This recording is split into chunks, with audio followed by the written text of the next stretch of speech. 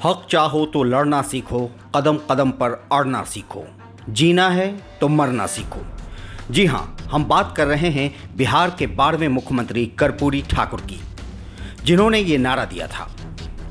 जननायक के नाम से भी कर्पूरी ठाकुर को जाना जाता है। इनका जन्म 24 जनवरी 1924 में समस्तीपुर के पितौंजिया गांव, जिसे अब कर्पूरी ग्राम के नाम से जाना जाता है, में हुआ। वो नाई जाति से थे, जो दलित समुदाय में आता है। 22 दिसंबर 1977 वो दिन जब बिहार के दूसरे दलित मुख्यमंत्री कर्पूरी ठाकुर ने शपथ ली। कर्पूरी से पहले भोला पासवान शास्त्री बिहार के पहले दलित सीएम रह चुके थे। कर्पूरी ने बिहार में दलित और पिछड़ों के लिए बहुत सारे काम किए, जिसके बदौलत जननायक की उपाधि उनसे जुड़ गई। उनसे जुड़े कई किस्से हैं, जिससे उनकी सादगी और गरीब लोगों से उनके जुड़ाव का अंदाज़ा लगाया जा सकता है। 1952 में जब कर्पूरी ठाकुर पहली बार विधायक बने तो उनका चयन यूरोप जाने वाली एक प्रतिनिधि मंडल में हुआ। कहा जाता है कि उनके पास पहनने को कोट नहीं था, इसलिए उन्होंने अपने एक दोस्त से कोट उधार मांगा, जो कि फटा हुआ था। खैर, कर्पूरी ठाकुर वही कोट पहनकर यूरोप गए। जब यूगोस्लाविया में वहां के प्रमुख ने उनकी फटी कोट देखी तो उन्हें एक कोट बतौर तोहफा दिया। दूसरी कहानी है, जब कर्पूरी ठाकुर मुख्यमंत्री थे तो उनकी बेटी के शादी का रिश्ता रांची में लगा, मगर वो लड़का देखने भाड़े की गाड़ी से गए थे, न कि सरकारी गाड़ी से, जबकि शादी वहां नहीं हुई थी। एक और किस्सा है, 1974 में कर्पूरी ठाकुर के बेटे बीमार पड़ गए, जिन्हें इलाज के लिए दिल्ली के राम मनोहर लोहिया हॉस्पिटल में भर्ती किया गया। इंदिरा गांधी खुद भी उनसे मिलने गईं और उनके बेटे को इलाज के लिए अमेरिका भेजने की पेशकश की, वो भी सरकारी खर्च पर, मगर कर्पूरी ठाकुर नहीं माने, इनकार कर दिया। बाद में जयप्रकाश नारायण ने कुछ व्यवस्था की और न्यूजीलैंड भेजकर उनके बेटे का इलाज कराया गया।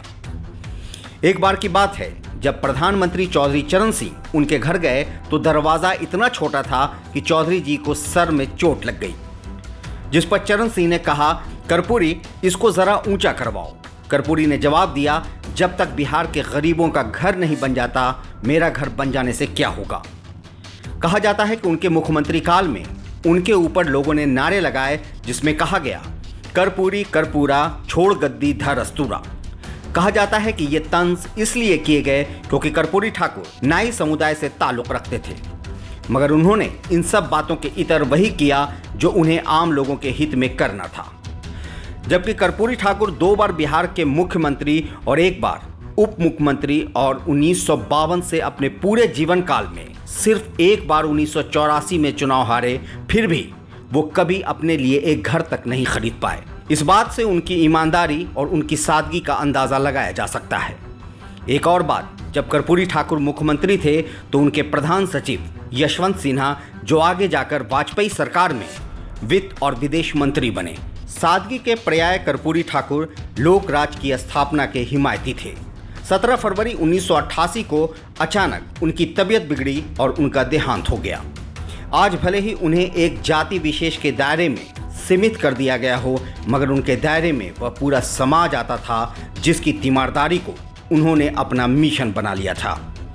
लाइव सिटीज से शादाब मलिक की रिपोर्ट। देखते रहिए हमारा वीडियो, हम देते रहेंगे बिहार राजनीति से जुड़ी जानकारियां। हमारे YouTube चैनल को ज़रूर सब्सक्राइब करें, साथ ही Facebook पेज को लाइक करना ना भूलें।